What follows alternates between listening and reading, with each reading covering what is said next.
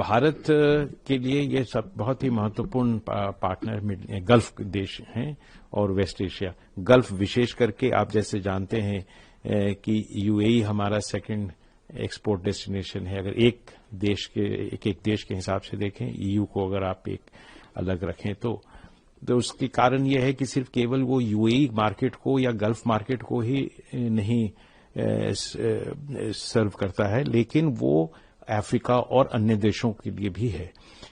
तो ये स्वाभाविक है कि ये जो अभी युद्ध हो रहा है, और ये इससे पहले अभूतपूर्व तरीके से मैं कहूंगा, मैंने तो नहीं देखा है इतने बड़े स्तर पे सारे देश उसमें अब अफेक्ट हो गए हैं।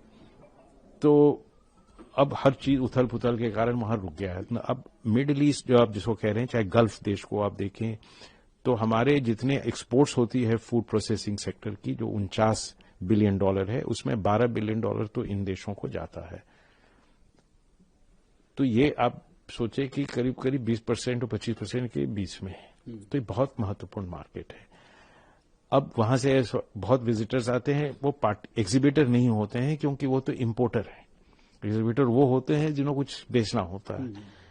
तो अभी कहना कि कितने, मुझे नहीं लगता है कि बहुत लोग वहां से, अभी किन्होंने फॉर्मली किसी ने कैंसिल नहीं किया है या नहीं लिखा है कि नहीं जी हम अब नहीं आ सकते हैं, लेकिन वो क्योंकि सबकी ये उम्मीद होती है कि शायद कल खुल जाए। अगर वो चूंकि वो नहीं हो रहा है तो कल हो सकता है, कल पता चल जाएगा कि शायद वहां से कोई नहीं आएंगे। लेकिन आप अगर इसको आहार के ऊपर जाके देखें तो इसका ये है कि एक बड़ी चिंता का विषय है। न केवल हमारे 90 लाख वहां नागरिक जो वहां काम करते हैं, वहां रहते हैं, बल्कि पूरे भूभाग के लिए चिंता का विषय है कि अगर इस तरह से ये रुका रहे ट्रांसपोर्ट शिप से, समुद्र से या हवाई जहाज से, तो वहां आने वाले समय में खाने पीने की भी चिंता है और चिंता बढ़ सकती है। और मुझे विश्वास है कि इसका कोई ना कोई समाधान एक वैश्विक स्तर पे, और जो योद्धा देश हैं वो भी इसके बारे में जरूर सोचेंगे, क्योंकि एक ये ह्यूमैनिटेरियन इशू होता है। लेकिन जहां तक आहार का सवाल है, वहां मैं अपेक्षा करता हूं कि जो गल्फ से आने वाले थे, अगर फ्लाइट्स नहीं शुरू होती है तो जाहिर है वो नहीं आ पाएंगे। तो सर, क्योंकि ये जो है आहार है, और अभी एक रिपोर्ट आई थी कि यहाँ से जो है कुछ खाने पीने का आइटम जो है किसी एक कंपनी रिटेल चेन ने वहां पे लेके गया है। तो इंडिया कितना कैपेबल है ऐसे टाइम में जब युद्ध की स्थिति हो और खाने पीने की मुश्किलें हो गल्फ जैसे कंट्रीज में, तो इनको देने में भारत की क्षमता तो आप जानते हैं। शायद आपको याद होगा जब कुवैत में 1991 में युद्ध हुआ था, इराक ने जब कुवैत पे हमला किया था, उस समय हमने कितने नागरिकों को कुवैत से निकाला था। वो अपने आप में एक बहुत ऐतिहासिक समय था।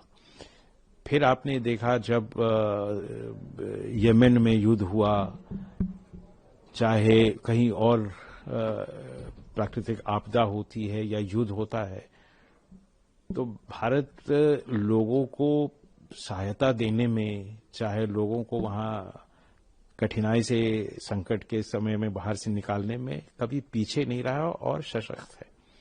हमारे लॉजिस्टिक सिस्टम, चाहे आर्म फोर्सेस की हो चाहे सिविलियन हो, अच्छी हैं, केपेबल हैं। तो ये अभी तो मैं क्षमता की जहां तक बात कर रहा हूं तो वो हम में है। प्रश्न ये उठता है कि कब उचित होगा ये समय, या सरकार अगर उस पे कोई रिक्वेस्ट आएगी या कोई डिमांड आएगा या ह्यूमैनिटेरियन सिचुएशन होता है, तो भारत सरकार कभी उससे पीछे नहीं हटेगी और उसके पास क्षमता है लोगों को हर प्रकार की कठिनाई, चाहे प्राकृतिक आपदा हो चाहे ये आपकी युद्ध हो, उसमें लोगों को मदद पहुंचाने में। मगर उस समय ये तो अभी मैं आपको एक हाइपोथेटिकल आंसर दे रहा हूं, क्योंकि उस तरह का अभी सिचुएशन आया नहीं, उस तरह की स्थिति आई नहीं है। तो सर, एक एक्सपोर्ट की बात आपने करी, फिगर की $12 बिलियन का एक्सपोर्ट फूड प्रोसेसिंग को गल्फ कंट्रीज को करते हैं। तो क्या इस तरह की अगर सिचुएशन नहीं तो हमारा एक्सपोर्ट भी प्रभावित होगा, या दूसरे रूट से भी हम अपने नहीं, अगर मान लीजिए अभी खाड़, तो वो तो देखिए इससे सुरक्षा की जैसी स्थिति होगी उसके आधार पे होगा, लेकिन ये तो बहुत बड़ी समस्या है पूरे विश्व की, ऊर्जा की दृष्टि से, खान पान की, सुरक्षा की, मतलब ऐसा एक वैश्विक स्थिरता की और इस क्षेत्र में स्थिरता, सुरक्षा,